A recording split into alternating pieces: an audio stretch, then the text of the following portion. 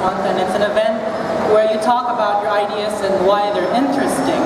And one of the things that I mentioned was that I dislike tolerance. Now that may come as a surprise because to a lot of people, tolerance is considered a good virtue. The bigger surprise is, I agree. I agree that it is a good virtue to have. Perhaps I should have made myself a bit clearer. What I hate is what tolerance has become. I do not hate the concept. I hate the manifestation and the practice of what it has become.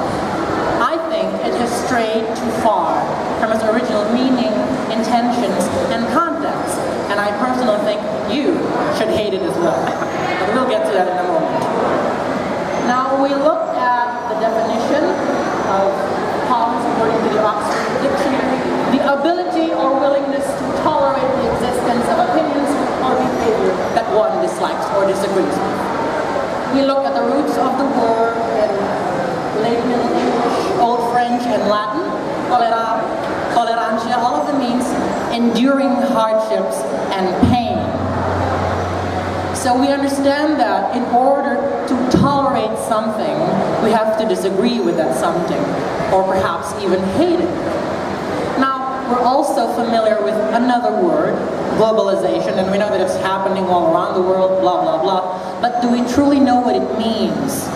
It means that for the first time in centuries, people of different backgrounds are facing each other, are connected to each other, they live side by side through the internet, through the media, and so on, in very revolutionary ways. And what is the word that is often used when it comes to people of different backgrounds meeting, face to face? Tolerance. So we understand that tolerance is a very integral aspect of living at this age. So let's look at some statistics.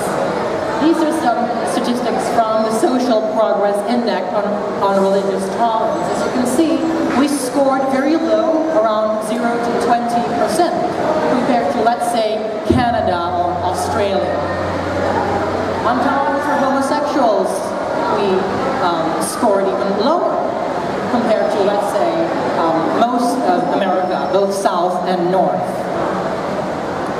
So we understand that this is something that involves all of us. And we like to think that we live in a very tolerant country, but apparently it's not tolerant enough. So you all must think I'm mad for hating intolerance, so I went out and searched for an ally. There's this professor of sociology at the University of Kent. His name is Frank Furedi, and he wrote this book entitled Tolerance, A Defense of Moral Independence. And I really like this book because it is doing exactly what tolerance should be doing, and I will be mentioning him a lot in my speech. So we often hear the word tolerance in relation to politics. In fact, I heard it a few days ago on CNN Indonesia regarding the members of Jokowi's cabinets who are involved in a Freeport case. Suharto Monoarfa, a member of the Dewan Pertimbangan Presiden, said, Jokowi's level of tolerance is remarkable, as he usually has zero tolerance regarding other things. So, okay, I understand what he means. He means that Jokowi has a positive response towards the issue, I get it. But I don't think the word tolerance is supposed to be used. I think it's used in the wrong context. This indicated to me personally that we have butchered the meaning of tolerance. Somehow, tolerance has become synonymous with being indifferent, with being non-judgmental. According to Frank Furedi, understood in its classical liberal sense as a virtue essential to freedom, tolerance has become hijacked and bankrupted into a form of polite etiquette. You do what you do, I do what I do. Sadly to say, that is not what tolerance means. So, tolerance was originally about respecting people with different opinions when you are facing these individuals and you are facing these opinions. Not something you deploy whenever there are conflicts between groups. So let's say there's a conflict between these two groups and you say, hey, stop fighting. other. And you separate them and that's the end of it. Any confrontation that would lead to any significant changes are blocked for the sake of preventing conflict and keeping the peace. This is exactly the cause of conflicts in the first place, ironically. For instance, if we recall the moments of election between the Prabowo supporters and the Jokowi supporters, and the continuous yearly argument on whether or not Muslims are allowed to say Merry Christmas. Why are these things happening? So let's put it this way. To me, tolerance is like closing your nostrils. And let's say my friend has a smelly armpit. And let's say that, you know, smelly armpit is something natural, right? Some people are okay with it, some people are. So let's say I dislike smelly armpits.